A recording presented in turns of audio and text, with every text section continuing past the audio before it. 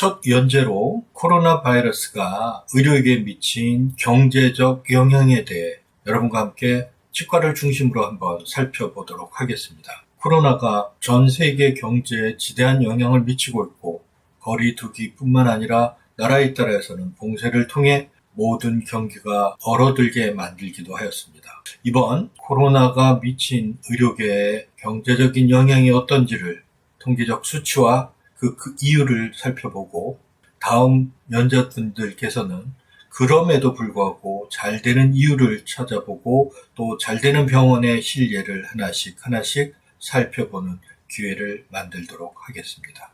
여러분, 우리가 근무하는 치과는 사실은 누구나 기피하는 코로나 비말이 만연되는 속에서 있는 곳입니다.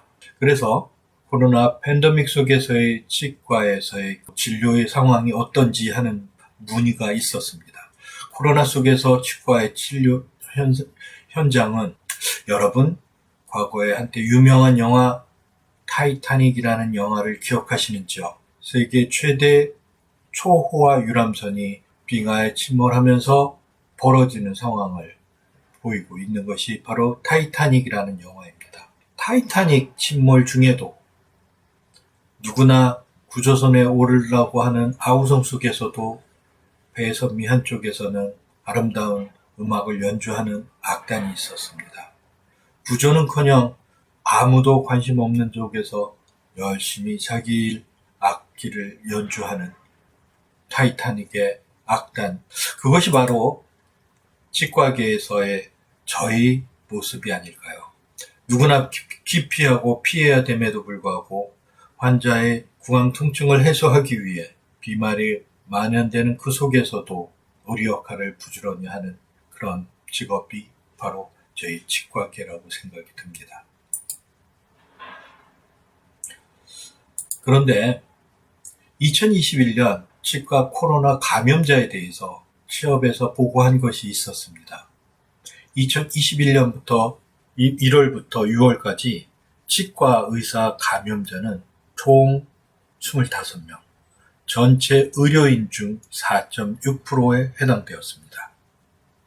가장 많은 확진자는 간호사로 약 73.5%, 다음 의사가 20%, 반면 저희 치과 의사는 의사에 비해 약 5분의 1 정도 줄은 한 4.6%로 나타났습니다. 물론 치과 의사 확진자는 아니었지만 치과에 다녀간 확진자로 인해 치과의 진료를 짧게는 하루 이틀에서 길게는 2주간 문을 닫는 그러한 치과의 경제적 손실은 여러 곳에서 나타났고, 여러분들도 선배 후배들이 병원에 개원가에서 어떻게 해야 되느냐는 또 이런 일이 있었다는 이야기는 익히 들었으리라고 생각이 듭니다. 여러분, 얼마 전 공중파 뉴스에서 이제 진료 안 합니다 라는 소제목의 뉴스가 있었습니다. 바로 코로나 이후 급격히 감소된 환자로 인해 경영이 어려워 폐업을 하고 있는 바로 소아청소년과였습니다. 소아청소년과가 가뜩이나 인구가 신생아들의 감소로 인해 어려움을 겪고 있던 와중에 코로나로 인해 아이의 방문 내원객들이 줄어들므로 인해서 경기 운영이 어려워 폐업을 하는 그런 상황을 얘기를 하고 있었습니다. 많이 힘들어하는 그러한 소아과 원장님들이 폐업하는 안타까움의 모습을 보면서 치과계도 지금 저와 같은 유사한 환경이 아닌가 뒤돌아보게 되었습니다. 여러분, 주변에서 치과가 예전보다 경영도 어렵고 또 병원 운영이 어렵다는 얘기는 심심하지 않게 나왔던 이야기였습니다. 그런데 코로나 이후는 어떤가요? 더 현장에서 여러분들이 직접 느끼는 부분이 코로나로 더 좋아진 것보다는 나빠지고 힘들어진 것이 아닌지요.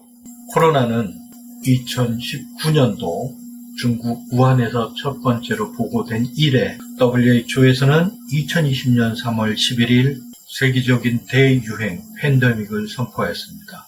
이후 2021년 지금 우리의 현실은 거리두기 4단계까지 가는 굉장히 어려운 상황과 직면하고 있습니다. 세계적으로는 나라에 따라 락다운을 지속해서 나오고 들어가지조차 못하게 하고 있는 것이 사실 현실이고, 또 병원뿐만 아니라 많은 자영업자들의 업무 시간까지 통제를 받으면서 경기가 어려워지고 있는 상태입니다. 얼마 전 메디칼 의료 기사에서 이런 이야기가 있었습니다. 호흡기 질환을 주로 진료하는 이비인후과, 내과, 가정의학과, 소아청소년과는 환자 수가 2020년 대비 심하게 70에서 80%까지 감소했다고 하였습니다. 또한 통증, 골절 등 근골격계 질환을 주로 다루는 정형외과, 신경외과, 재활의학과도 약 30에서 40%까지 환자가 줄었다고 하였습니다. 위의 도표는 2020년 1월, 2월, 3월에 따른 환자 수 변화와 매출액 변화를 보이고 있는데, 2020년 3월부터는 급격하게 감소되는 것을 수치적으로 볼 수 있었습니다. 실질적으로 건강보험심사평가원에서 2016년도부터 5년간 2020년까지 요양급여 비용에 대한 환자의 내원일수와 요양급여 비용에 대한 증감을 진료과별로 나타났습니다. 물론 이거는 메디칼 병원 기준입니다. 가장 높게 감소된 진료과는 소아청소년과로 매년 증가되는 감소율을 봤었을 때 41.9%의 요양급여 감소율과 내원일수 46.8%의 감소를 보였습니다. 또한 이비인후과의 경우에도 소아청소년과보다는 못하지만 내원일수 34.7%, 요양급여 비용 감소 23.7%라는 파격적인 감소를 볼 수 있었습니다. 그런데 이럼에도 불구하고 증가되는 내원일수와 요양급여 비용의 증감을 보이는 진료과가 있습니다. 코로나 이후 많은 분들이 힘들어하고 있어서 그 어려움에서도 어떤 정신적인 스트레스가 컸던 것으로 알려졌는데, 실질적으로 정신건강의학과에서의 내원일수라든지 요양급여 비용에서의 증감은 다른 과는 어려움에도 불구하고 잘 되는 과를 볼 수 있었습니다. 물론 이번 저희 대한치과의료관리학회에서 준비하고 있는 것도 다 어렵고 다 힘들다고 하지만 그 중에서도 잘 되는 치과가 있고, 그 치과가 이유가 무엇인가 하는 부분을 살펴보기로 하였습니다. 이렇듯 의료기관에 따라서는 일반적으로 전반적인 감소와 퇴보가 일반화되어 있음에도 불구하고 그렇지 않은, 오히려 그럼에도 불구하고 잘 되는 진료과가 또 저희 학회에서 이번 추구하는 부분하고 유사하게 있었으니 그것이 바로 정신건강의학과와 피부과입니다. 여기서는 건강보험심사평가원에서 요양급여에 대해서만 다루었지만 비공개로 돼 있는 비급여 부분까지 합산이 된다면 사실 순위가 조금 많은 변화가 있으리라고 예상됩니다. 그 중에서도 마스크를 장기간 착용함으로 인해서 생기는 안모, 피부 트러블은 심심치 않게 얘기를 듣고 있습니다. 물론 그렇기 때문에 급여 부분에서, 요양급여 부분에서 피부과의 상대적 증감이 눈에 띄기도 하지만 비급여 부분까지 한다면 이 순위라든지 액수라든지 변화율이 조금 더 크지 않을까 생각이 듭니다. 이번에는 2019년 1월부터 8월 전반기와 2020년 1월부터 8월 전반기에 나타난 국립대학병원별 환자 수, 의료 수익 및 의료 비용의 현황에 대해서 살펴보도록 하겠습니다. 사실 전반적으로 의료 수익은 감소되고 의료 비용은 증가되는 특징적인 소견을 보였습니다.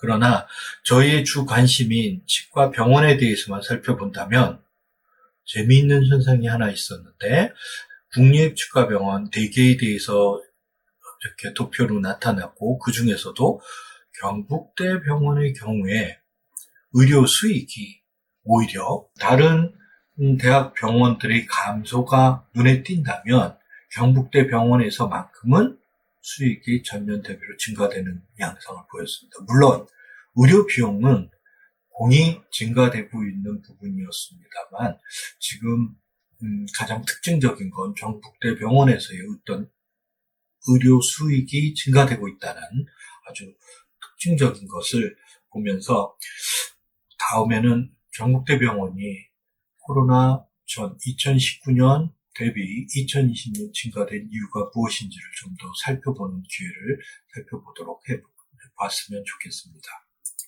건강보험심사평가원에서 2020년 상반기 진료비 심사 실적에 대한 보고를 하였는데요. 주로 의원, 한의원, 치과의원, 치과병원까지 이렇게 살펴보았습니다. 아무래도 내원 일수는 저희 치과보다는 의원급에서 훨씬 많기 때문에 의원급에서의 내원 일수 감소는 치과보다 확실히 클 것이라고 예상을 하였습니다. 그러면 내원 일수가 급격하게 줄어들었다면 수입도 급여 비용도 줄어들었는데 급여는 오히려 치과에서 더 많이 줄어드는 수견을 보이고 있습니다. 그렇기 때문에 증감률 퍼센테이지만 가지고 얘기를 하는 것이기 때문에 액수하고는 좀 차이가 있습니다만 실질적으로 치과의원이나 치과병원에서는 환자도 줄었고 증감률도 요양급여 비용의 증감률도 퍼센테이지로 더 높게 나타나는 부분이 특징이었습니다. 물론 가장 큰 거는 한의원이 치과보다 더 컸던 것도 사실입니다. 코로나가 국내에 첫 환자로 보고된 것이 작년 2020년 1월 20일이었습니다. 1월 22일 확진자 첫 번째 내원 후 올 3월 21일 날 누적 환자 10만 명을 돌파하게 되었습니다. 그런데 재미있는 거는 누적 환자 10만 명이 돌파될 경우까지 1년이 넘는 428일의 경과가 있었다면 지금은 다시 20만 명이라는 10만 명을 더 돌파하는 거는 불과 5개월이 채 걸리지 않았습니다. 정부에서는 코로나 4단계 이후 위드 코로나, 앞으로는 전 세계적으로 코로나와 함께 살아가는 방식을 준비하고 있습니다. 저희 치과도 코로나 환자가 적을 때는 코로나 확진자를 진료를 하지 않음으로써 어떤 수익을 창출하는 부분이 했다면 앞으로는 언제 어디서라든지 확진자가 올 수 있다는 걸 대비해서 준비해야 되는 시기가 오지 않나 생각이 들고 있습니다. 코로나19가 국내에서 4차 대유행으로 장기간 거리두기를 4단계를 하고 있습니다. 그러나 끝날 줄 모르는 코로나 4단계로 인해 병원의 수입은 더없이 심각한 문제로 되고 있습니다. 앞으로 이러한 상황에 대처해서 우리는 어떻게 해야 될 것인지 살펴보도록 하겠습니다. 코로나 바이러스 감염증이 치과 의료기관 경제적 손실에 미친 영향 요인에 대한 논문이 2020년도 있어서 그 논문을 좀 살펴보았습니다. 이 논문에는 재미있게도 규모가 작은 병원일수록 전년 대비 매출이 감소된다는 결과를 보여주고 있습니다. 그래서 지신보에서도 유사한 결과를 보고하고 있습니다. 코로나19의 직격탄으로 2019년 대비 2020년 치과 개원이 1,708명을 대상으로 살펴보았더니 최대 35%의 환자 감소와 34%의 수익 감소를 나타내고 있다는 그런 기사거리였습니다.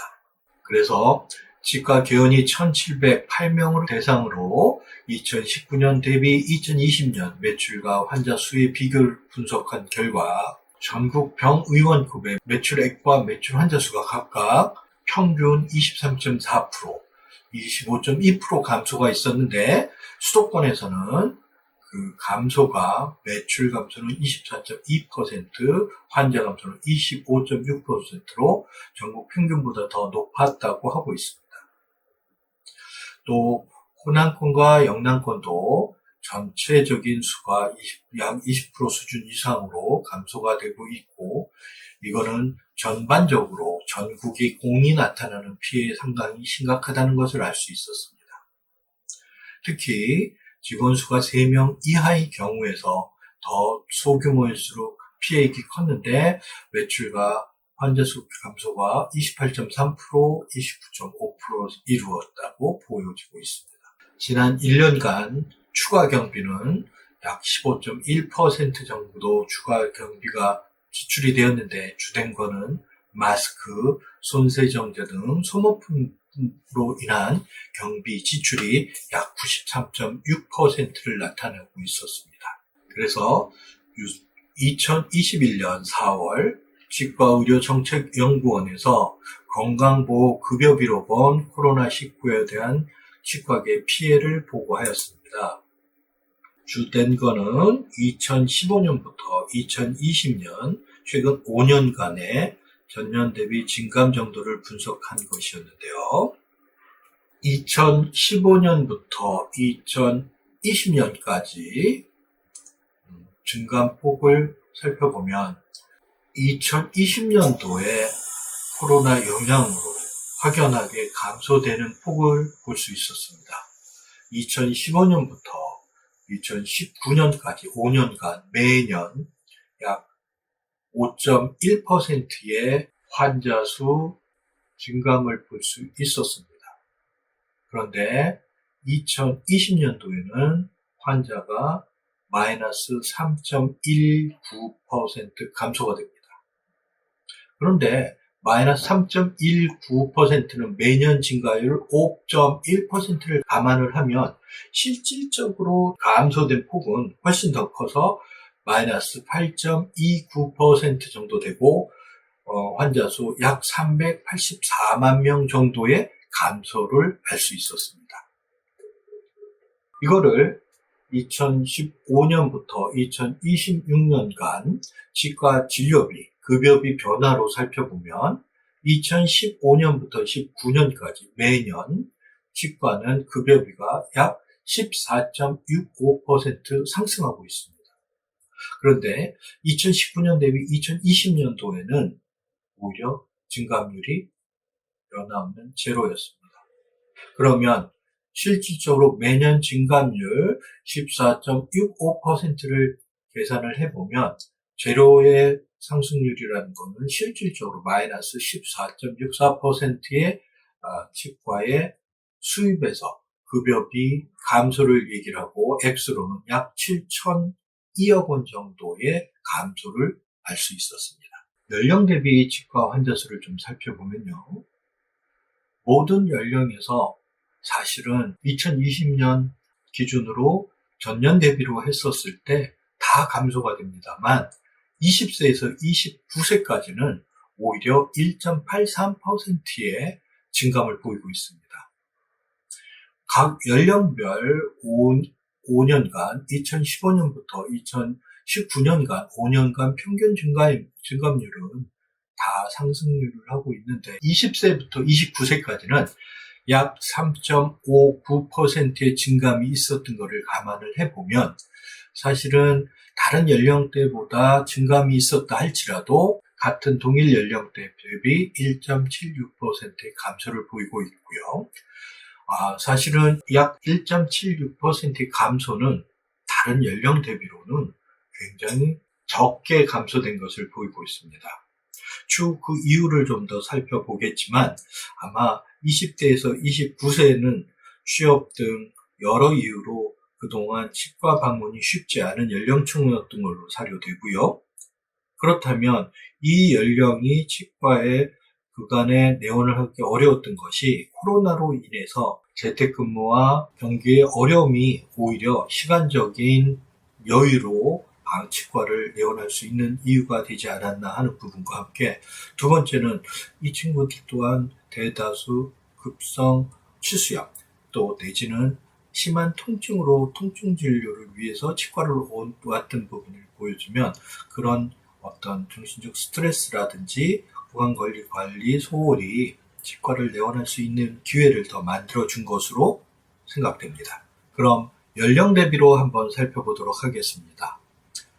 치과 환자 수 0세부터 19세까지는 매년 치과가 2015년부터 0세부터 19세까지는 3.42%의 상승률을 보이고 있었습니다. 그런데 2020년도는 2019년 대비 마이너스 6.20%의 감소가 있었고 이거는 상승률 3.42%를 감안하면 실질적으로는 0세부터 19세 아동에서는 마이너스 9.44%의 감소, 즉 151만 명 정도의 감소와 동일한 부분으로 생각되었습니다.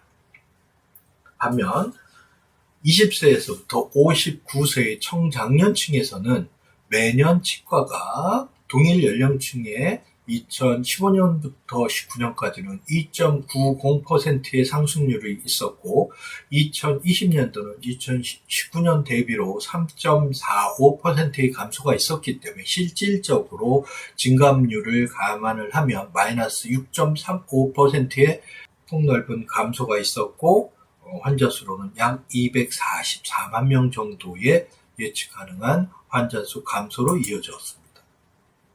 60세 이상에서는 환자 수가 매년 2015년 대비 12.12% 증감이 되었다면 2020년은 2019년 대비 마이너스 1.15%의 감소가 있었고 이는 매년 증가율 12.12%를 합산하면 실질 감소율은 마이너스 13.27%, 노년층 192만 명의 치과 환자 감소를 알 수 있었습니다. 실질적으로 2017년부터 2018년 2년간에 걸쳐 틀니와 임플란트의 본인 부담금이 50%에서 30%로 하락한 만큼 실질적인 환자 수 증감은 더 큰 것으로 생각이 들기 때문에 다른 연령층 대비 현저한 감소를 알 수 있었습니다. 그렇다면 환자 수 감소뿐만 아니라 실질적으로 진료 비용에서의 감소를 한번 살펴보도록 하겠습니다. 앞서와 동일하게 20대에서 29세가 전년 대비 증감률이 2020년 8.57%를 보여주고 있고 동일 연령층이 2015년부터 2019년까지 상승률 6.71%를 감안하면 실질적으로는 1.85%의 증감률의 금액적인 급여 비용의 증감을 보이고 있는데 다른 어떤 연령층보다도 증감이 많이 된 것으로 보이고 있고 앞서 얘기했듯이 사실 20대에서 29세의 청년층이 그간 치과 진료를 소홀히 하였다가 코로나로 인한 재택근무 등으로 인해 치과에 내원할 수 있는 기회가 결과를 이렇게 만들지 않았나 생각할 수 있었습니다. 0세부터 19세의 진료비 변화를 한번 살펴보도록 하겠습니다.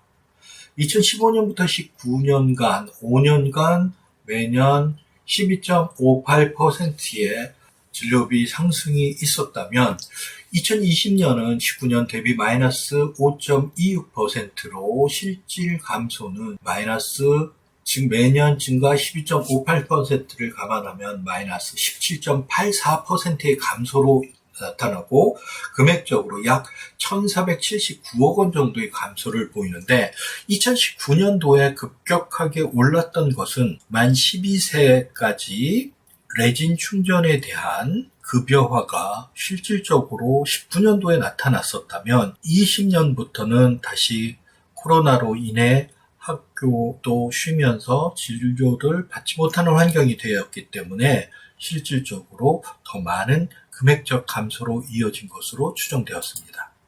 반면 20세에서 59세까지 청장년층에 대한 진료비 변화를 보면 2019년 15년부터 19년까지 평균 증가율 6.95%가 있었습니다만 2020년대는 19년 전년 대비 1.97%의 증감밖에 없었기 때문에 실질적인 감소는 마이너스 4.98%, 약 금액적으로 542억 원 정도의 감소로 이어졌습니다. 앞서 얘기했듯이 이 연령층에서는 실질적으로 20대에서 29세까지 청년층에서의 다른 연령 대비 치과 내원 증가율이 실질적 감소율을 급격하게 낮추게 되었고 치료비 또한 그로 인해서 다른 연령층보다 감소폭을 적게 만드는 특징을 보여주었습니다. 반면 60세 이상의 노년층에서의 변화를 보면 2015년부터 19년간 매년 28.43%라는 경이적인 증가율을 보여왔습니다.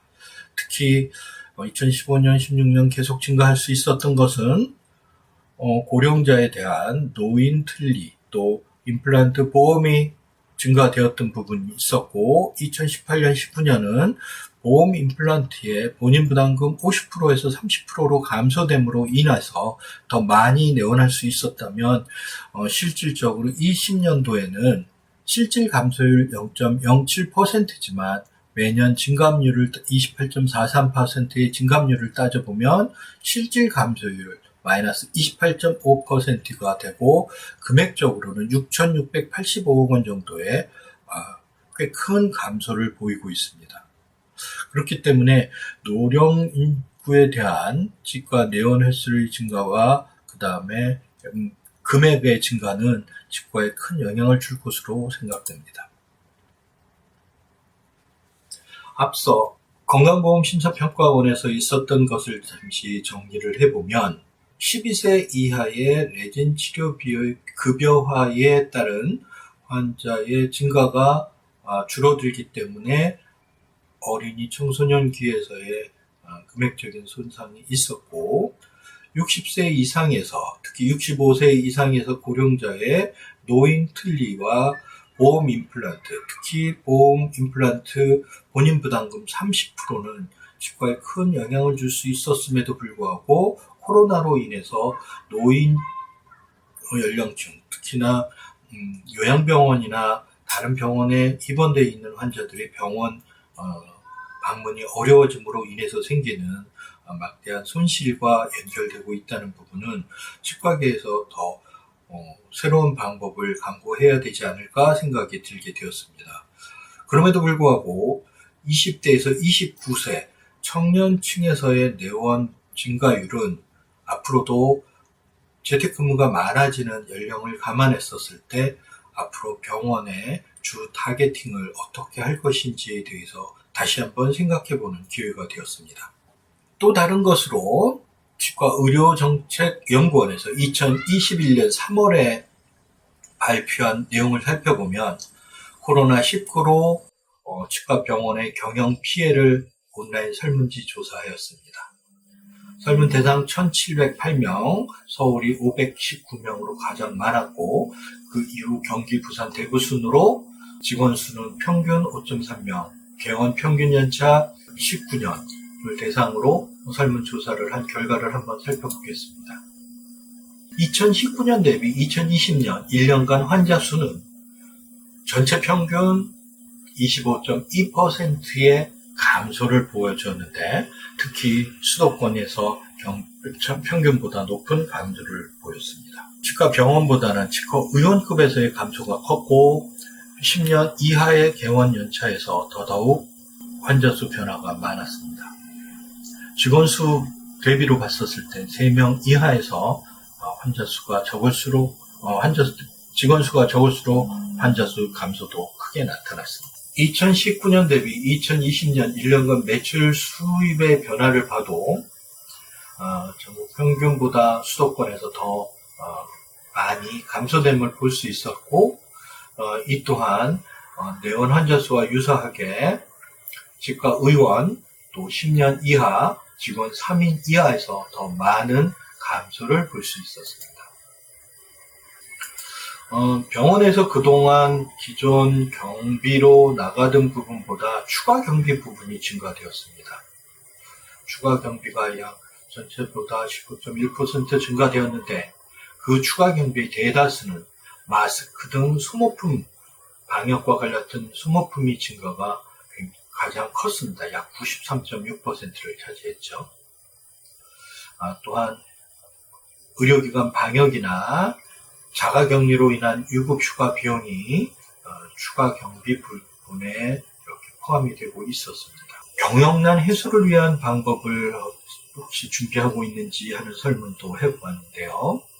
대다수는 별다른 대비책 없이 코로나로 인해 경영난에 그냥 어려움을 호소하고 있었습니다. 드물게 아주 극단적으로 인력을 감축한다든가 경비를 감축하고 무급 휴가를 증가하거나 임시 휴원을 하는 경우도 종종 있었고 근무 시간을 단축하는 의원도 있긴 있었습니다. 코로나로 인해 휴업한 경험이 있는가 하는 부분을 살펴보았더니 취업 경력은 전체적인 부분에서 한 14.1% 있었는데요. 특히 영남권에서 주로 많았습니다. 아마 초기 코로나로 인해서 대구, 경북 중의 피해가 많았기 때문에 영남권에서의 취업이 다른 데보다 좀 높지 않았나 하는 생각이 들게 되었습니다. 반면 호남권에서는 평균보다 훨씬 낮은 취업 경험을 알 수 있었습니다. 코로나로 인한 취업의 원인은 제일 흔한 거는 어떤 정부 조치로 인하거나 의료진이나 직원의 격리 문제가 아니라 불안으로 인해서 스스로 자진 휴업하는 경우가 꽤 많다는 것을 알 수 있었습니다. 또 이런 휴업의 원인은 실질적으로 2021년 상반기 폐업한 전국 치과 의원수가 약 287개가 되었는데요. 1월에 59곳, 2월에 29곳, 3월에 36곳, 4월에 49곳, 5월에 53곳, 6월에 61곳으로 전년 대비로 폐업 수는 증가되고 있는 상태를 알 수 있었습니다. 아마 코로나로 경기가 병원 운영이 어렵다 보니까 폐업 수도 많이 늘지 않았나 하는 생각이 들었습니다. 이 코로나에 대한 정부의 요구하는 대책에 대해서도 좀 살펴보았는데요. 제일 큰 거는 정부의 세제 지원을 요청하는 부분이었습니다. 실질적으로 이렇게 한다는 부분보다는 이런 걸 요구하는 대책으로 한 부분인데, 긴급 구호 자금 투입 대상에도 치과를 포함시켜두고 금융 지원에서 저금리로 대출을 요청을 한다든가, 직원 취업수당 등 인건비를 지원해달라든가, 방역물품 지원을 해달라는 등등의 어떤 요구 대책이 있었습니다. 다만 실질적으로 이루어진 부분은 거의 없는 부분이죠. 코로나 이후 치과계가 어떻게 변화되었을까요? 앞서 코로나로 인해서 전반적인 의료계가 감소가 되었습니다. 수입과 환자가 다 감소가 되었는데 실질적으로 이 감소가 됨에도 불구하고 정신과나 피부과에서는 그 상황에 맞게끔 환자의 요양급여가 증가되고 있는 것을 보여주었습니다. 치과의 경우에도 12세 이상의 아동에서의 레진 급여화 부분과 또 65세에서 이상의 보험 임플란트 본인 부담금 30%의 감소로 따른 환자 유치가 증가될 것으로 예상이 되었지만 코로나로 인해서 오히려 감소되는 상황을 맞이하였습니다. 그런데도 20대에서 29세까지는 오히려 재택근무의 확산으로 인해서 오히려 치과계 내원이 증가되는 특이한 상황을 보여주었다면 치과계 전반이 코로나에 의해서 바뀌어가는 환경이 어떻게 되는지 한번 살펴보도록 하겠습니다. 여러분, 과거에 코로나 전에 불과 3년 전에 우리는 이와 같은 진료를 했죠. 덴탈 마스크 쓰고 환자 편하게 진료를 하였다면 지금은 어떻게 되었나요? 혹시 모르는 문제에 대한 방역의 문제로 덴탈 마스크가 아니라 KF94 마스크는 필수고 쉴드 마스크, 고글 등 얼굴에 장착을 하고 일반 덴탈 가운 위에도 일회용 가운과 글러브는 필수적으로 어시스턴트까지 같이 하고 있습니다. 경우에 따라 분진을 날리는 걸 막기 위해 분진 장치를 더 준비를 하기도 하고 있습니다. 이제는 보편화된 것이 체온계와 QR코드 등록기죠. 식당을 가도 이제 이런 부분은 기본적으로 되어 있습니다. 대기실의 거리두기, 또 접수에서의 어떤 방역 문제라든지 거리두기라든지 방호 유리창이라든지 설치는 이미 기본적으로 되고 있습니다. 병원마다 내원 등록자 등록부터 체온계, 손소독제, 그 다음에 포스터 등을 통해 가지고 코로나에 대한 지침사항을 계속 알리고 있습니다. 코로나 이후 좋아진 것은 치과에서의 어떤 감염에 대한 문제는 확실히 더 많이 준비를 하게 되었죠. 기본적으로 장비뿐만 아니라 멸균 소독 장비들을 둔다든가 또 감염 방지를 위해서 소독장을 별도로 구비를 해서 한다든가 하는 과거보다 수준 높은 감염 방지 장치를 하게 되었습니다. 글러브 없이 진료를 하던 때도 있었습니다. 그러나 이제는 나를 보호하기 위해서 또 환자에 대한 감염을 막기 위해서 글러브는 필수가 되었습니다. 예전에는 맨손으로 했다면 글러브도 일회용을 쓰지도 않은 경우도 많았었습니다. 그러나 지금은 당연히 일회용으로 다 바뀌어가고 있죠. 아울러 우리는 그동안 편한 가운을 입었다면 요즘은 가운 위에 덧가운을 또는 일회용 가운을 하나 더 쓰는 상황. 진료를 할 때 덴탈 마스크가 있었다면 요즘은 덴탈 마스크보다는 KF94를 사용합니다. 이것은 확진자가 다녀간 병원의 경우 보건소에서 덴탈 마스크를 꼈었을 때는 격리 조치를 취하지만 덴탈 마스크를 끼지 않고 KF94와 글러브, 일회용 고글 등을 사용했다면 코로나 검사 후 확진이 없으면 바로 진료를 가능하게 놔주는 거하고 같은 이치입니다. 그러다 보니까 많은 병원이 덴탈 마스크보다는 KF94 고글 또는 쉴드 마스크까지 하고 있습니다. 그런데 이것이 병원의 좋은 감염에 대한 방식이라면 경영에는 어떨까요? 과거보다 훨씬 많은 비용이 들어갑니다. 그만큼 감염에 대한 철저한 것은 경제적인 부분에서는 큰 어려움으로 와닿는 것이 사실입니다. 그래서 지금처럼 쉴드 마스크, KF94, 그 다음에 일회용 가운까지 다 하게 되는 것이 사실은 환자나 진료하는 의사를 위해서는 좋지만 비용적인 부분에서는 추가 비용이 많이 나온다고 보아야 되겠습니다. 거리두기 꼭 필요한 부분이죠. 환자와의 안전을 확보하는 부분, 중요한 부분이 되고 있습니다만 거리두기 통한 환자 감소, 또 보호장비나 멸균 소독 증가에 따른 추가 비용 발생은 치과 경영의 어려움으로 와닿고 있습니다. 그동안 감염이 적게 하기 위해서 하는 그런 부분이 우리 치과 경영의 어려움을 만들었다면 이거를 어떻게 극복을 할 수 있는가는 다음 연자들을 통해서 한번 들어보시면 좋을 것 같습니다. 코로나로 인한 진료 지침을 살펴보면요. 치과 내원 시 기본적인 체온 측정 등 문지는 기본이고요. 진료 환자가 코로나19와 일치하는 증상을 보이지 않을 경우에 진료인이 충분한 방호 장비 장착 후에 치과 진료를 시행하고 코로나19 무증상 의심자나 확진된 환자의 경우에는 바이러스를 전파할 수 있기 때문에 치과에서 코로나 바이러스가 확산되지 않도록 치과 진료를 보류하여야 합니다. 단, 이런 확진 환자도 응급 진료를 하여야 될 경우라면 모든 환자의 진료가 끝난 격리시설에서 최소의 인원이 충분한 보호장비를 갖추고 진료를 하라는 것이 진료 지침입니다. 그런데 앞서서 말씀드렸지만 이러한 진료 지침을 잘 지키는 것은 방역에는 도움이 될 수 있지만 치과 경영에는 크게 감소의 요인, 마이너스 요인으로 작용하는 것이 또한 사실입니다. 그렇기 때문에 철저한 거리두기 지침을 지키되 방역에 우선을 하면서 수입 증가를 위한 다양한 방식을 찾아보는 것이 훨씬 도움이 되지 않을까 생각을 합니다. 정부에는 거리두기 4단계 이후 위드 코로나에 대한 대책을 준비하고 있습니다. 건강보험 심사평가원 통계를 분석한 결과 2021년 상반 기준 치과 개원의 수가 전년 대비로 18.3%나 늘었습니다. 2021년 1월부터 6월까지 전국에 개원한 치과 수는 1월에 55곳, 2월에 45곳, 3월에 42곳, 4월에 72곳, 5월에 55곳, 6월에 52곳, 총 342곳입니다.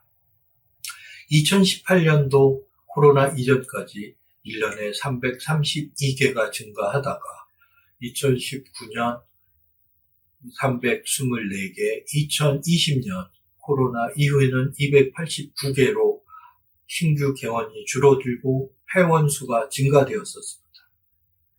물론 2021년도 상반기에 회원 수도 많습니다만 또 새롭게 개원을 하고 있다는 것은 앞으로 코로나와 함께 살아가야 될 치과계의 반영이라 보여집니다.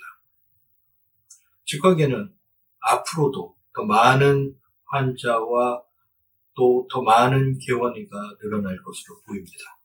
그래서 치과 의료 관계자들이 제시한 어떤 지원책에 대해서도 앞서 저희가 설문지에서 나왔듯이 기본적으로 대출을 확대해서 급여비 선지급에 따른 메디칼론의 제외 규정을 삭제하고 무이자와 저금리 대출을 확대해달라.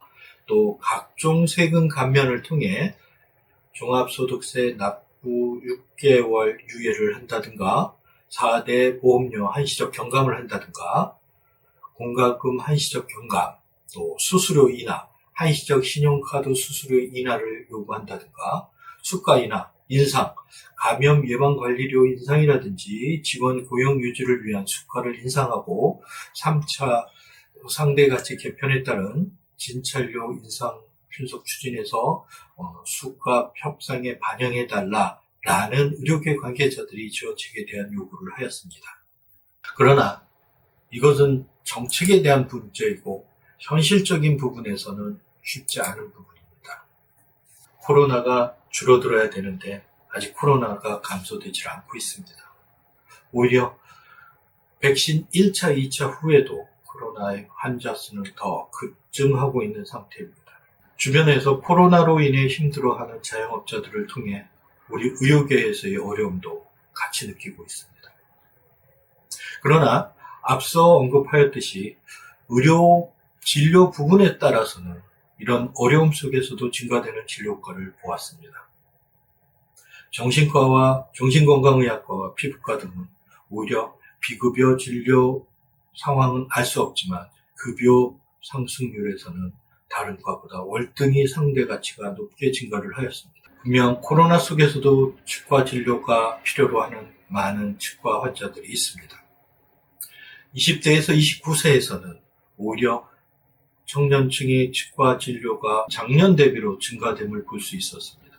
반면에 오히려 레진 급여가 증가될 가능성을 알고 있었음에도 불구하고 코로나로 감소되는 상황이라든지 임플란트 개인 부담금이 50%에서 30%로 감소하여 증가될 것이라고 예측하였음에도 코로나 영향으로 감소되는 환경이라든지 이런 부분은 앞으로 치과계에서 어떻게 극복을 할 수 있을지 살펴보아야 할 것이라고 보여집니다. 코로나가 앞으로 저희와 함께 가야 될 것이라면 코로나 상황을 잘 극복해서 더 잘 되는 병원, 더 나은 병원이 되도록 여러분과 저희 학회는 함께 만들어가기를 요청드립니다. 다음 연자들을 통해 코로나 속에서도 잘 되는 병원들의 어떤 특징을 살펴보고 그 특징과 함께 실질적으로 차별화된 진료를 하는 병원의 실례를 다음 강좌에서 살펴보도록 하겠습니다. 경청해 주셔서 감사합니다.